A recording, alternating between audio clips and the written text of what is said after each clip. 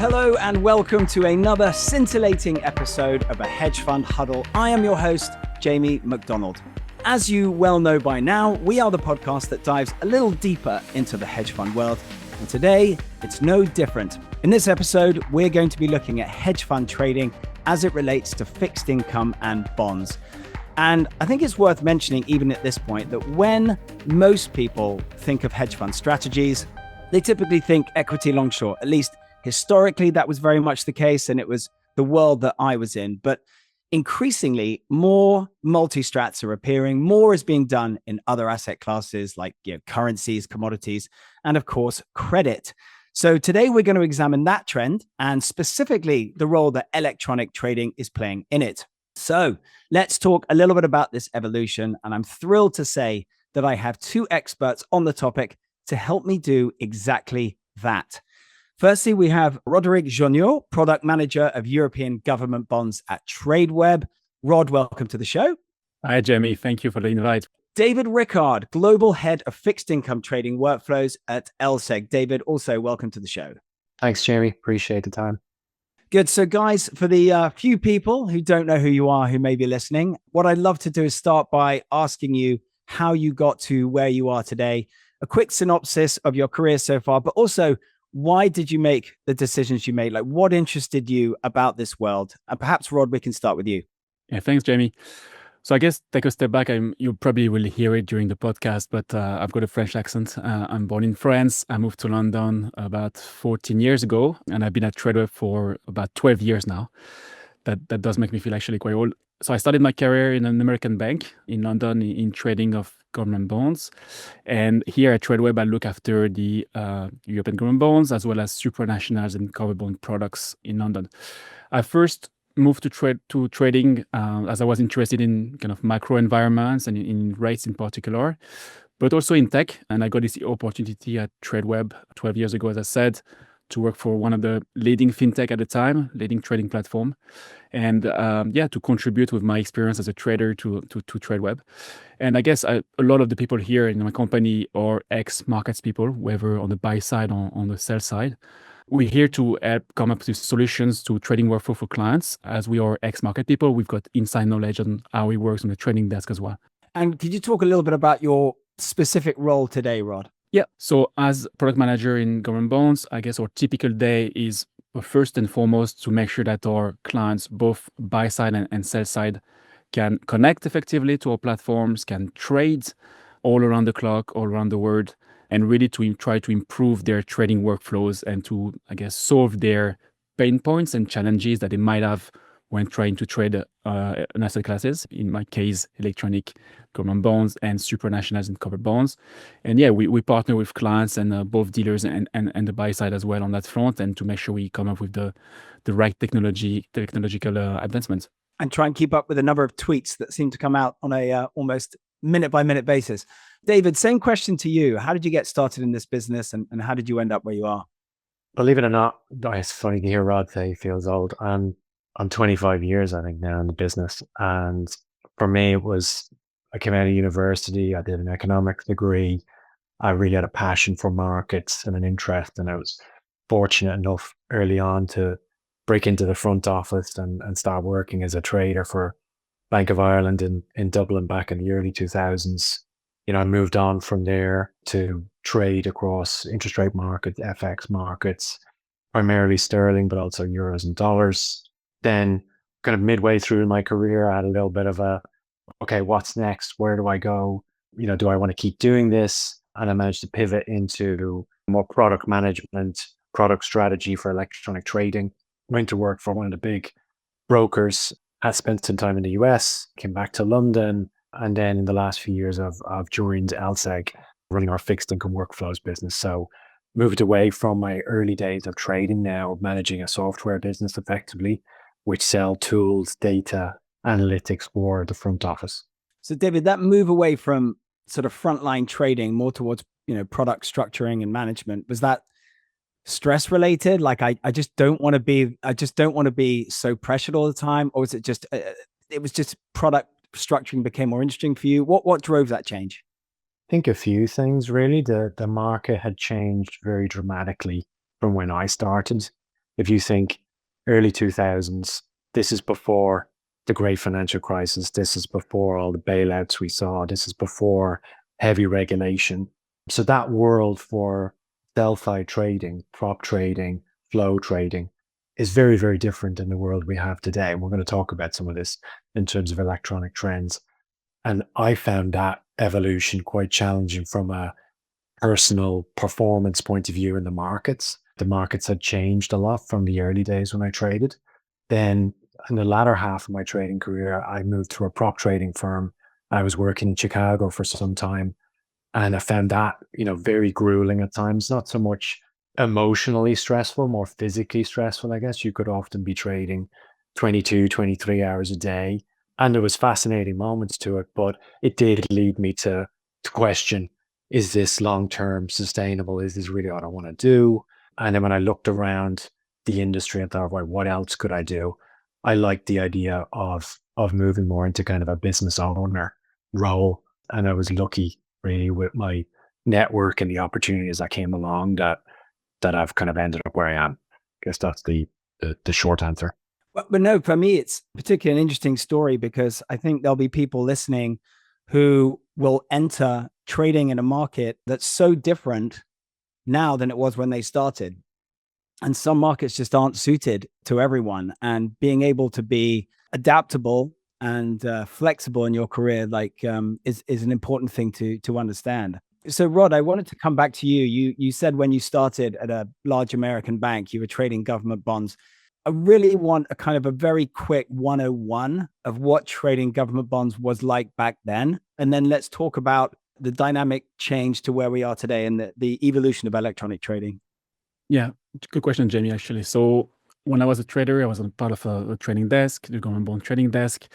I guess it was my dream job at the time when I was after uni, right? I wanted to get into trading, and it was a good role and a great desk. But obviously the stress element that you mentioned yourself, it was definitely there and not something you can learn at school for sure. And it was both, I guess, voice and electronic trading. Electronic trading has been there for a long time, and in some ways, it appears quite behind in our world, in the fixed income world, in terms of sophistication, right, compared to, I guess, the equity markets or the foreign exchange markets. And it's quite difficult to have a complete view of what trades voice against electronic these days, because in Europe, at least, we don't have what we call a consolidated tape recording all the trades. But clearly, over the past decade, at the time I've been here at Tradeweb, the European fixed income markets have experienced a huge shift towards automation and electronic trading. And I think to your question, several factors kind of influence that, right? So we have regulatory reforms, which I'm sure David was also involved in 2018 with the MiFID II, MiFIR kind of going into play. These kind of reforms, introduced huge changes to the financial markets in Europe, increase the transparency for participants.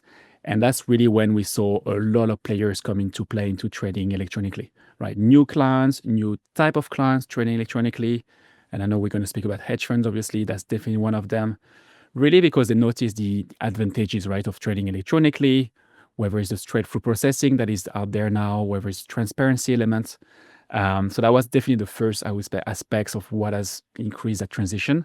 The second thing, which is reality for all of us, was the impact of COVID-19, right? The pandemic, I can't believe it's actually, more than 5 years ago, we went to lockdown now, but the definitely accelerated the trend of what we call the digitalization of markets, right? Really, when we worked from home, that meant that trading platforms, electronic trading, which were offering, multiple products in the same place, became, what I would call maybe the virtual streets. We were meeting customers where they were, in front of their screen, at home, in a way kind of removed from their trading desk, from their teams, from their data feeds even. So it's definitely a big factor in the electronification markets. And the third one, and the most obvious one, is kind of the technological advancements, right? Platforms like ourselves, but others, streamlining the trade execution, improving efficiency, and really, in fine, kind of aiming to improve the liquidity of the market. So specifically talking about hedge funds, 20, 25 years ago, they weren't as active in the fixed income world. I'm trying to think specifically about what drivers are forcing or meaning that more hedge funds are working, in the credit world. Is it price transparency? And I'd love you to talk about pricing itself, because for someone like me, who is more of an equities person, even pricing, something as simple as pricing, can seem a little murky in terms of how exactly you mark to market these bonds on a daily, hourly, minute by minute basis. And secondly, with liquidity, has electronic trading just created more liquidity, as in enough liquidity for hedge funds to be more attracted to trading fixed income? So clearly, I mean, what first of all I find personally, fascinating with hedge fund is how they've grown in kind of every asset classes, right? If I look at 2020 against 2024, just to give you some number and some context, in 2020, which is the year of COVID, when I again looking at kind of government bonds, about 27% of our trading volume was from hedge funds between dealers and customers. In 2024, that shared more than double. It was 55% last year of our trading volume was from hedge fund. And that's true across all asset classes, which I think is a significant increase. Obviously, we've seen at the same time the shares of other client types, such as central banks, when we went from the quantitative easing to the quantitative tightening, those shares kind of naturally decreased, but still the hedge fund growth has been huge. And yeah, to your question as well on price and price discovery, I think that, that growth of hedge funds community on trading platforms and in fixed income in particular, has, in my opinion, had a positive impact on the price discovery and on the liquidity conditions. The electronification of that workflow. We're here to help clients achieve kind of economies of scale and to create more trades. Without the electronification we have today, clients and hedge funds wouldn't be able to support the scale of the business, right? I want to talk about automation here, where, a few years ago, we started a trading protocol to automate the automated trades from the buy side, creating, huge efficiency tools that you are able to send hundreds of trades in a few seconds. And clearly, we've seen a shift in the last few years from hedge funds and systematic hedge funds in particular on these tools, right? To facilitate trading models, to be able to create more strategies and to trade more and more. So it's kind of a self-fulfilling, protocols. And for us, these automated trades from the buy side are now 80% of the tickets in bonds, and at least that in ETF, for example. And so, David, I wanted to turn it over to you. What kind of data are hedge funds consuming now and maybe 5-10 years ago? How is that changing? Yeah, I think also picking up on what you said earlier about the growth of hedge funds in the fixed income space. I think they've always been there to some extent. Like, I remember earlier in my career, I was so fascinated with Market Wizards series of books. I don't know if you've ever read those. They're kind of Bible in the markets, and you read stories of whether it was Soros or Bruce Kovner during the 80s and 90s trading heavily, and whether it was EGPs around the ERM crisis or treasuries around the Plaza Accord. But I think the combination of more electronification with the rise of systematic funds has definitely driven this more structured approach to trading fixed income for hedge funds. And to come back to your question here about the data, what we're seeing is definitely a huge growth in the demand for real-time and historical time series for whether it's corporate bonds, government bonds, interest rate swaps, and there's a variety of sources that those come from.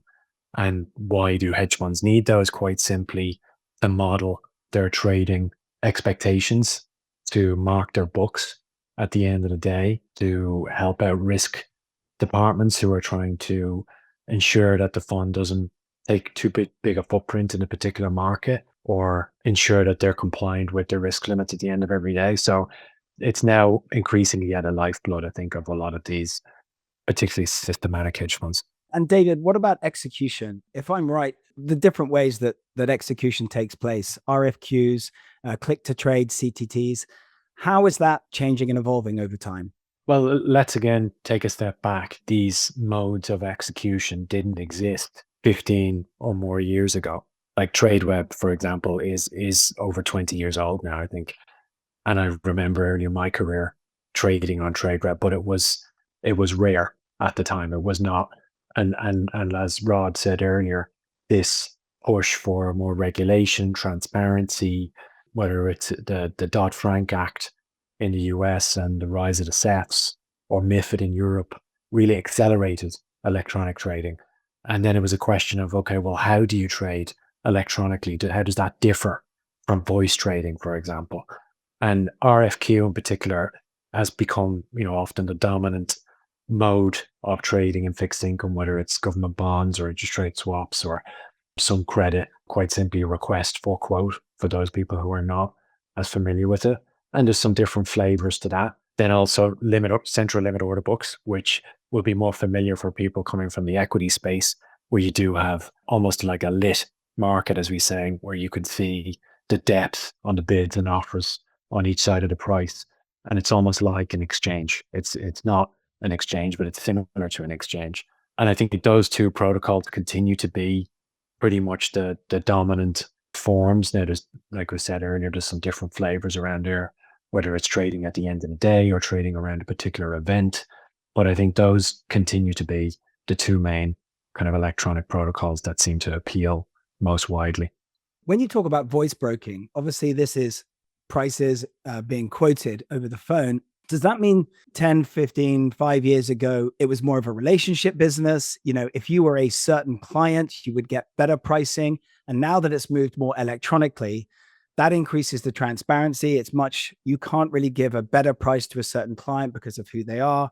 Can you just say a bit about those dynamics? Because I know in currencies, for example, that was a very relationship business. I remember that kind of relationship happening.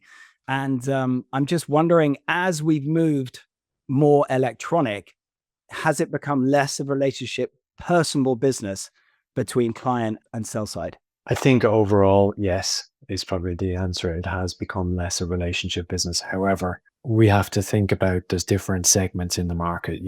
We often in the business, we talk about dealer to client or dealer to dealer.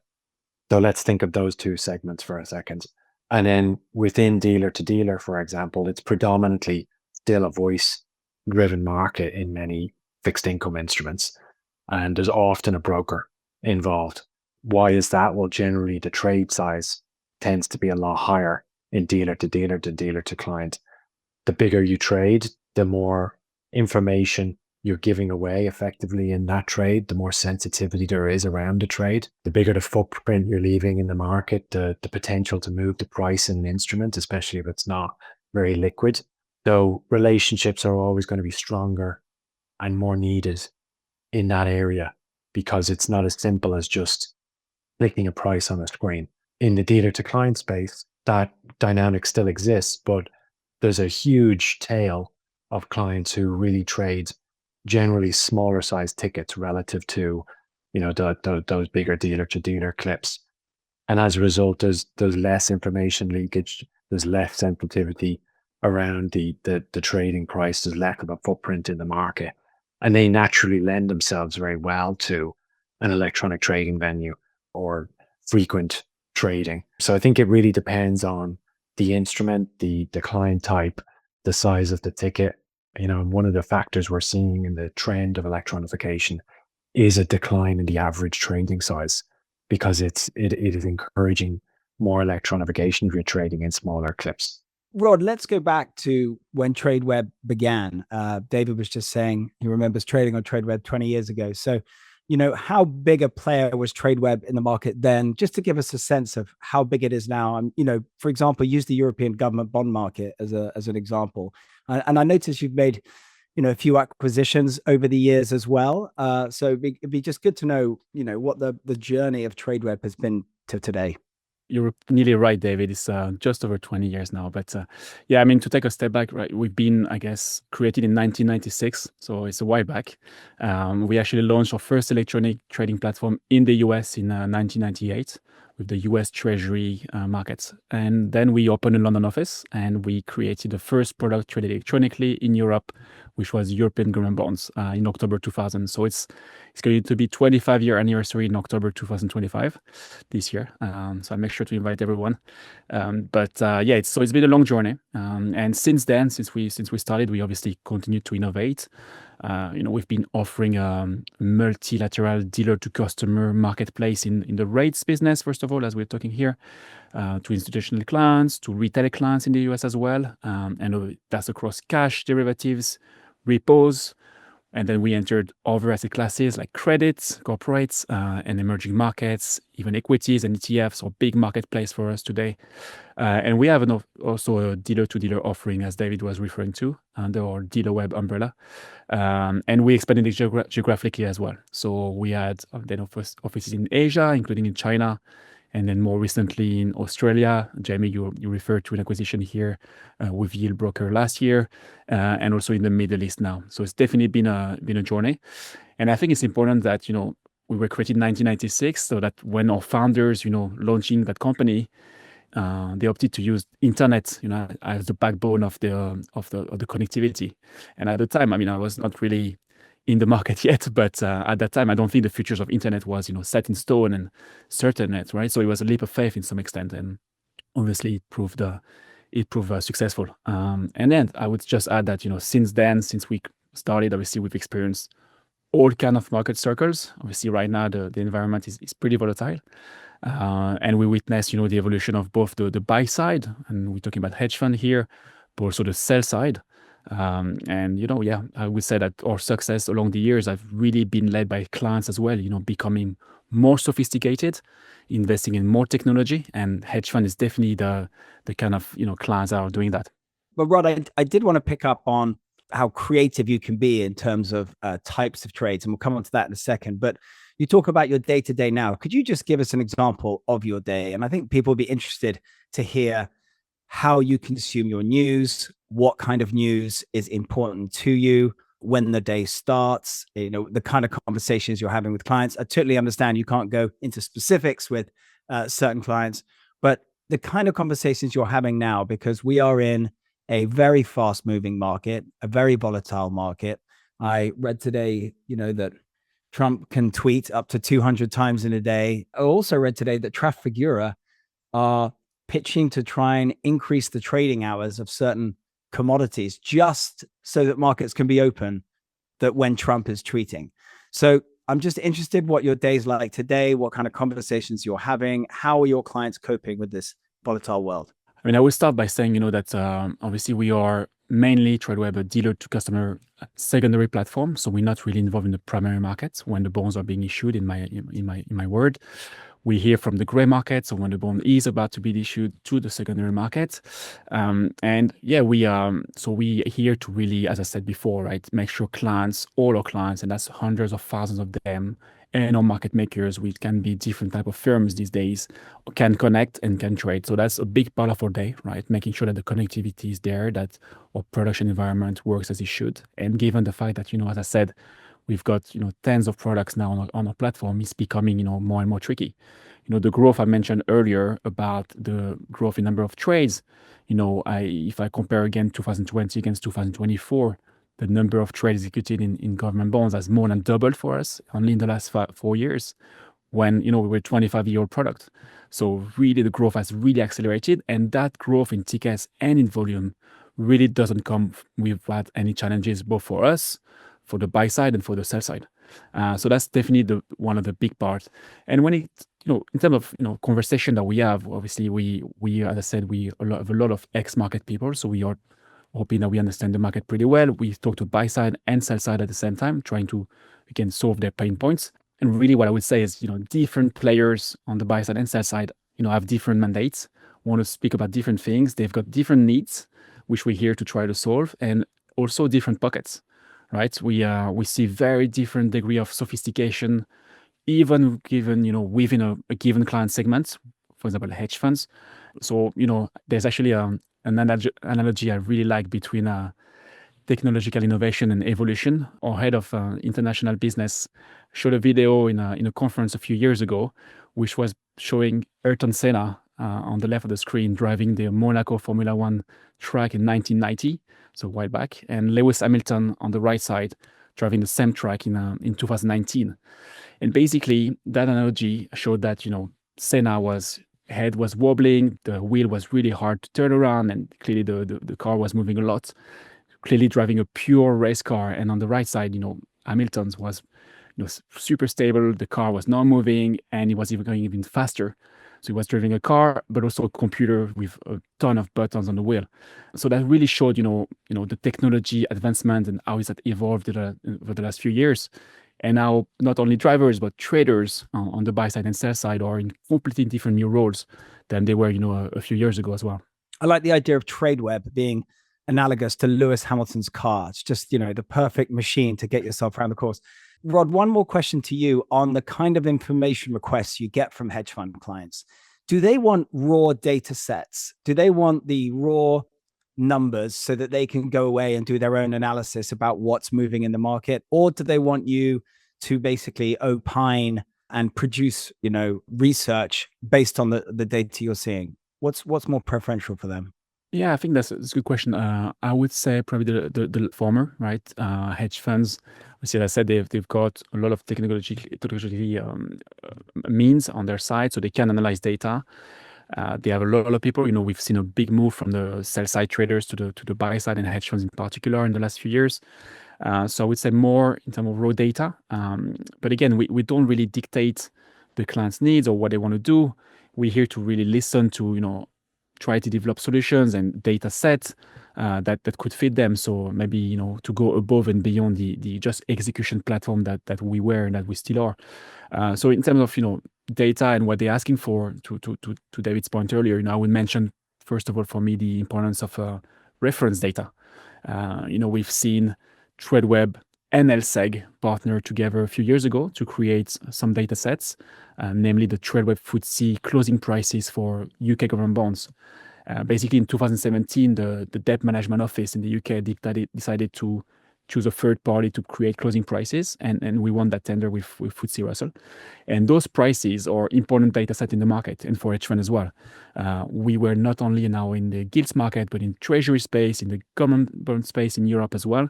And they play a role in the index construction. They play a role in the trade at close and managing portfolios as well. So it's definitely something they're asking for, and the other clients are asking for as well. The second thing on the data and on your question is I would mention the importance of pre-trade data, right? So clients are using dealers' streams, dealer access that they show on the screen to choose, which banks should I select now? What should I do now? So they really look at the pre-trade data in details, whether on the screen itself or via our automated trading tools as well automatically. So yeah, I would say that, clearly it's pretty clear for everyone that clients are increasingly data-driven. They use data to direct their trades, to drive the execution. And really for us, Tradeweb, the idea is now to really help them, understand what they should do and when and how they should do it really. And David, over to you, talking about the climate for hedge funds today. Is it getting harder to make money in this world of greater regulation and more transparency? How much more creative do hedge funds need to be? If you could talk a little bit about that. Yeah, I think it definitely is harder than ever. I think the minimum investment required to compete in the hedge fund businesses is as high as it's ever been. I think if you cast your mind back 20, 30, 40 years ago, it was unusual to find these individuals who were talented at trading, but if you did, they just needed, a broker to execute, and off they went.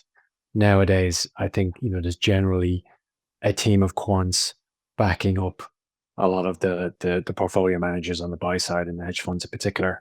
They want to be confident in their own data. They're often ingesting their own bespoke data from the dealers that they speak to, gathering that, crunching it, doing their own analysis, also taking data from data providers such as LSEG or Tradeweb as well.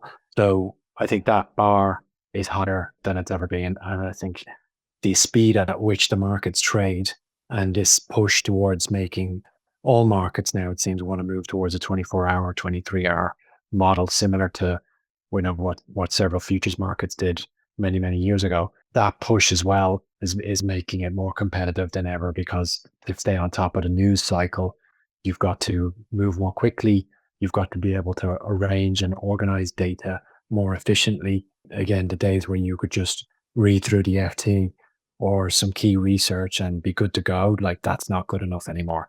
You really need to have a much more automated handle on things, because it's not possible just as a human to consume all necessary data points. You need it summarized for you in some form of tools. And that's why I think we're seeing such popularity in whether it's trade cost analytics, augmentation tools to summarize and present back the key findings from data, or, on the education side, like so much investment in quants in particular. So if the edge now is just digesting information, large quantities of information faster than others, is the role of AI just more important? I mean, it's obviously a huge influence on all of our lives, but is it becoming an increasingly more influential topic in the world that you see? And I'm thinking of, people who want to go into this industry. Do you need to have economic analysis as a strength? Do you need to just be a mathematician? Do you need to be an AI genius? What are the qualities that people need to have to succeed in this world nowadays? I think there's what skills does one need, what technical skills. And there's no question that having technical skills in whether it's maths, or of course there are now AI degrees and diplomas that you can do, or statistical modeling. There's no question that is an advantage. And many of the banks and the hedge funds in particular are looking for that. I do think the longer you want to stay in a career, you need to be intrinsically interested in what you're doing. So simply just learning these skills and thinking that's going to translate into success or durability in the job. I think experience teaches you. I think for me and Rod as well, we talked about it earlier, it was an interest in the markets and an interest in what was going on, trying to understand or anticipate. And the world is very interesting nowadays when you look at what's going on with tariffs. In particular, that's something we haven't really encountered much for several decades. So I think, yes, there's a technical side, which, I spoke to earlier, but I do think it's also very important to have a hunger and a passion for what you're doing. And if you're going into markets, I think that does come back to understanding what's happening, the context for things. For me, at least, it was always fascinating to see these global events played out through prices. So whether it was bond yields or stock prices or currency movements or commodity changes, to see these geopolitical evolutions going on, and you could observe a price and say, well, maybe it wasn't a one-for-one relationship, but there's a causal relationship there, which is quite fascinating.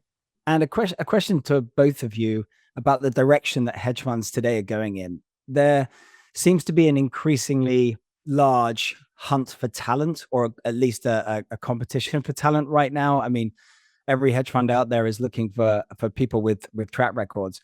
But the big guns, the Millenniums, the Citadels, the .72s, seem to be getting bigger. And are we getting the haves and the haves not? Are the bigger hedge funds just going to keep getting bigger? And are the smaller hedge funds just going to basically fall away? Or is it, is it easy to start a hedge fund now? Is now the worst time to start a hedge fund? What do you feel about the dynamic of the hedge fund world? I think it goes back to the point I made earlier, Jamie. I think it's challenging to get into that business because there's a high bar in terms of data, research, manpower, brain power. And there's no question that there's some exceptionally talented people out there who, through their own insights or hard work, can make a difference. But I think when you look at some of the larger funds that you mentioned earlier, it goes to show that infrastructure is necessary. And I don't think it's just in the hedge fund industry that you see that. I think it's in many industries that to be an upstart I think there's no question, maybe room for upstarts in certain niche areas of the markets. But, our topic today is government bonds. And I think in that business, size does matter. Yeah, I mean, I completely agree with what David said. I would say that, obviously there's a lot of hedge fund these days. There's also a lot of hedge funds, as you said, getting bigger. They're getting across the globe as well. With the names we mentioned, have branches everywhere, whether it's in the US, in Europe, in the Middle East, and so on. So definitely these hedge funds that have more resources, whether it's financial resources or technical resources and technology resources, have clearly an edge. And we see that in terms of trading volume, in terms of type of protocols that they can use, in terms of data they can consume. So definitely. However, I see clearly a need for niche players as well in the future. They are key players in the market, right? Hedge funds, as we said. Some of them have risk capacity to replace, maybe the lower risk capacity of banks these days. And I think, they are there for me. Their ability to support, the primary market, in addition to the secondary market, is key. We see the government bond kind of issuance these days is very large. It's still set to increase, as we saw, with the news recently. So these clients, whether smaller hedge funds or larger hedge funds, like the systematic hedge funds, for example, they can, for me at least, act as a type of liquidity providers. Not really making markets, in their own, but, by sending so many trades, automated for most of them, across each curves, each asset in both directions, all day long. This type of liquidity for me is here to stay, from either the names you mentioned or smaller hedge funds as well. Well, guys, this has been such an interesting discussion. Thank you so much. I was going to ask you a pop question that for anyone out there who's looking to buy a house, you want to give us an outlook on your rates for the rest of the year? Don't worry, I'm not gonna quote you on it. Yeah, I think the chance of rates going a lot higher from here isn't that much of a concern for me, because I think the kind of structural trend in inflation seems to be going lower. The uncertainty being generated by the US administration around policy, it's harder and harder for businesses to plan. I think that's creating a bit of a softer economic outlook. So yeah, I think in the next 3 to 6 months, I see rates, where they are or lower. So probably not a bad time to be on the hunt for a mortgage. Nicely played. Rod, you want to proffer an answer or?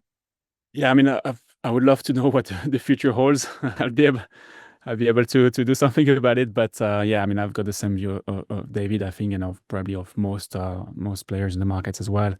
Rates are probably here to stay around here and lower from the time onwards.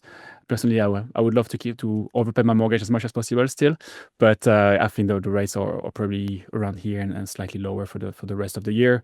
The uncertainty is there, the volatility is there, which is, sometimes it's good volatility, sometimes it's bad volatility. But yeah, the rest of the year is going to be very interesting, and maybe you can invite us back to discuss in more details. Yeah. Well, that would be an absolute pleasure. Rod, congratulations with everything at Tradeweb. Seems like things are going great. Thank you for coming on board. David, always a pleasure. I know you guys are on LinkedIn or various websites if people want to get in touch and ask any questions. But for me, I want to say thank you to you both. This was great fun. And as you say, Rod, it'd be great to have you back on again and see where we're at. Thank you, Jamie. Thank you, Jamie. Thanks so much, guys. Take care.